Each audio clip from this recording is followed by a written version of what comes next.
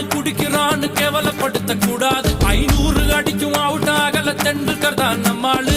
காஞ்சிபுரம் பட்டுடா, பழனி மலை மொட்டடா, பாண்டிச்சேரி மில்லிடா, நம்ம மதுரையில மல்லிடா. கோயிலுக்கு நேர்ந்து விட்ட கால இந்த சாமிடா, கோபம் உண்டு வந்து புட்டா கூட்டத்தோட காலிடா. கும்பகோண வெத்தல அது கொஞ்சம் கூட பத்தல, நாட்டு சால சக்கரை என செக்கு போல சுத்தர. திருநெல்வேலிகள் வாடா, திருச்சி மலைக்கோட்டடா,